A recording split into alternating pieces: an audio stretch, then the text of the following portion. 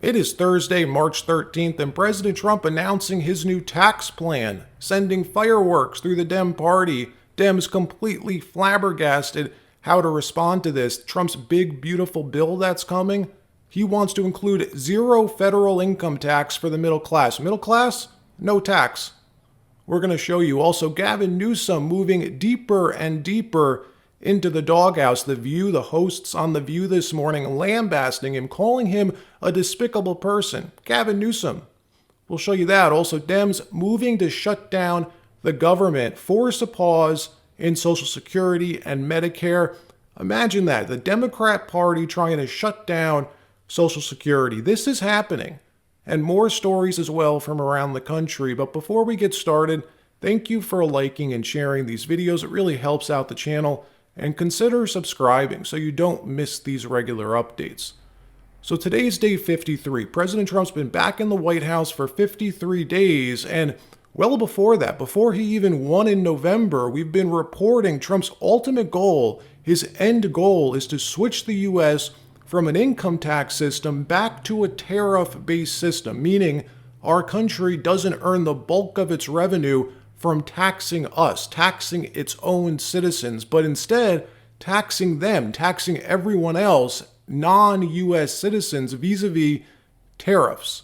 No more income tax for American citizens, something I believe he's going to run on in the midterms. All we've seen so far are the downsides from these tariffs, the media and Dems raising Cain about them, but the payoff is coming. And no income tax has gone from a distant goal to reality, now having real discussions to include it in that big, beautiful bill the White House has been working on with Republicans in Congress, real actual policy around how this is going to work. And before we look at it, just let me say the fact that an American president's even hinting at this is unbelievable. For almost 100 years, they've been conditioning us to accept federal income tax as a way of life. Like the mob taking their cut, taking their vig, started under Teddy Roosevelt, then ballooning under FDR, who made it popular to call for higher taxes. Like what? How brainwashed can you be? Trump's Commerce Secretary, Howard Lutnick, announcing more detail yesterday, a view of what Trump's plan, this policy, is shaping up to look like to eliminate all federal income taxes for American citizens earning less than $150,000 a year. Middle class, no tax. That's the slogan. You heard it here first. I love it. Watch. Everybody's stuff. We buy everybody's stuff. So who's more important? The people who sell stuff or the people who buy stuff? So we are the buyer of everybody's commodities, products, goods and services. Everything comes from us, right? Let them pay a membership fee.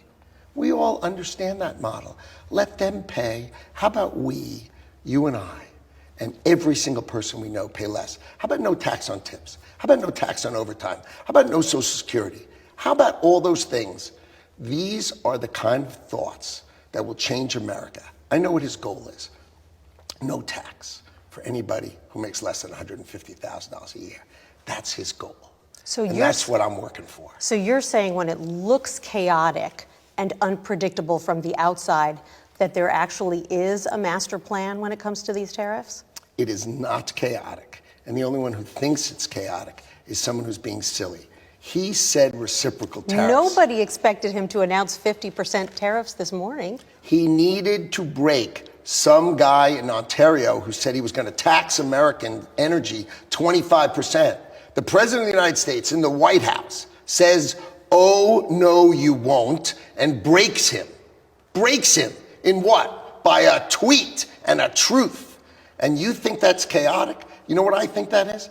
I think that is the thank God we have a president who's taking care of us. Because if you were in one of those states and you thought your energy prices were going to go up 25%, and you said, "Where's the president?"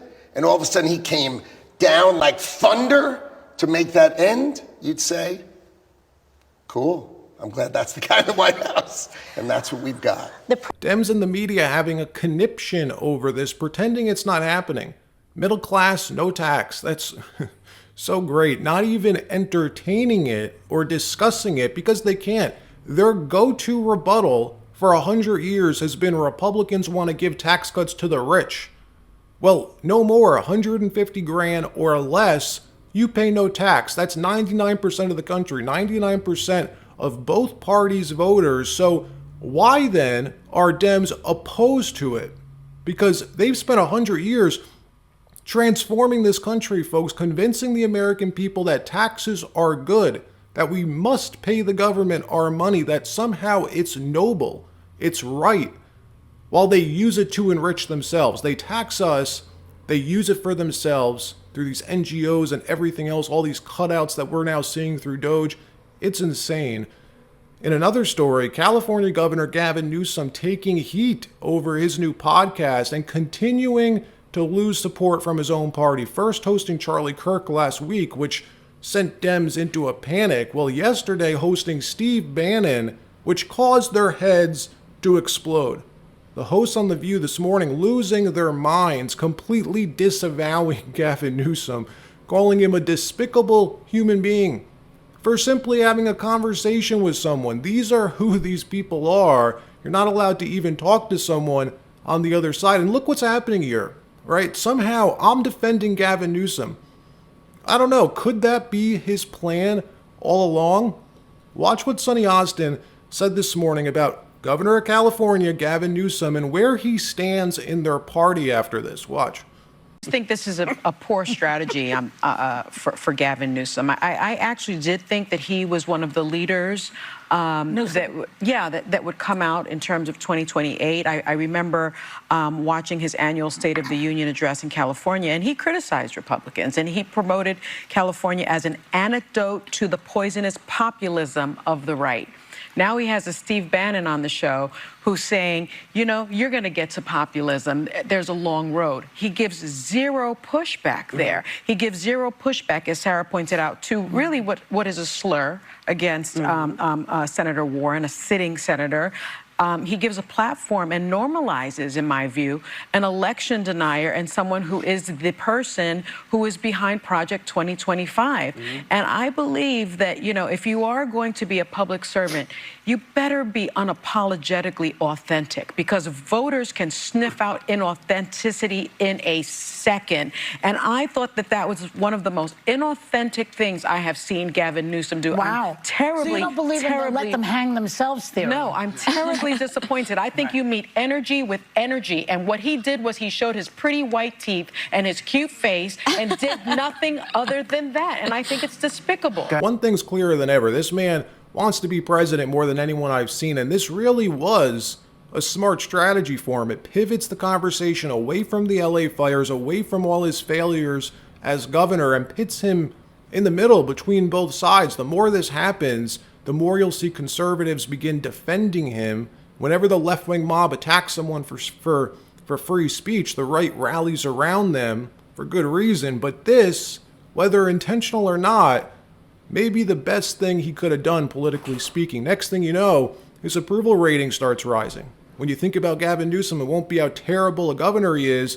It'll be about him being brutally maligned for speaking to the other side. In another story, President Putin of Russia announces his support for Trump's ceasefire proposal after coming out earlier and rejecting it, making the announcement a few hours later, hinting at a call or meeting he wants to have with President Trump, saying, so the idea is good and we absolutely support it, but there are issues we need to discuss, and I think we need to negotiate with our American colleagues and partners. Watch. As for readiness of Ukraine for the ceasefire, I'll tell you my estimation of this. But first of all, I would like to thank the President of the United States for paying so much attention to regulating the conflict in Ukraine, and we're grateful for this. And we're hoping that their activity, we understand that their activity is aimed at reducing loss of human life in the conflict. Secondly, is we agree with the proposals for the ceasefire, but our position is based on the assumption that the ceasefire would lead to a long-term peace, something that would remove the initial reasons for the crisis. As for the readiness of Ukraine to ceasefire, there's a meeting between Americans and Ukrainians in Saudi Arabia, and it looks like a decision that is taken by Ukrainian side under American pressure. In reality, I am completely convinced that Ukraine had to ask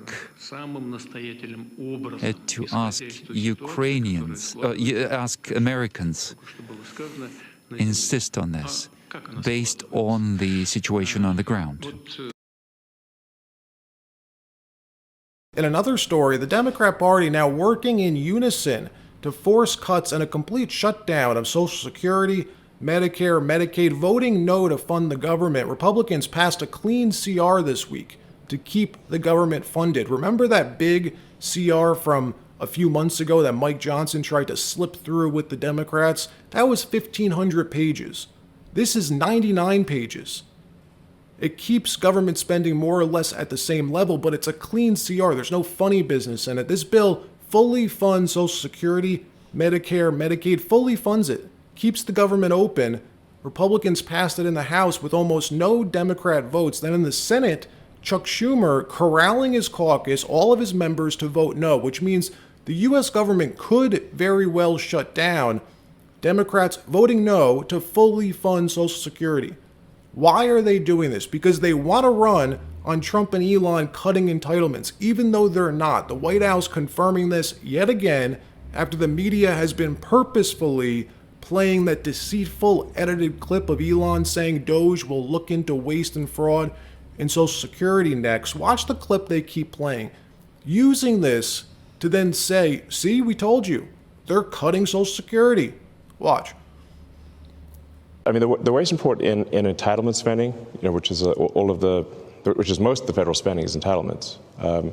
So that's like the big one to eliminate. Democrats are not the only people who are upset to hear Elon Musk's slanderous attack on Social Security. I think the vast majority of Americans, Republicans, Democrats, and independents who regard Social Security as a pillar of middle-class security are upset to hear this unelected billionaire who's running roughshod over the federal government now come out and say clearly that he is targeting Social Security. It's propaganda. All week, corporate media has been telling Americans that Trump and Elon are cutting these programs, playing that clip while interviewing Democrats who pile on.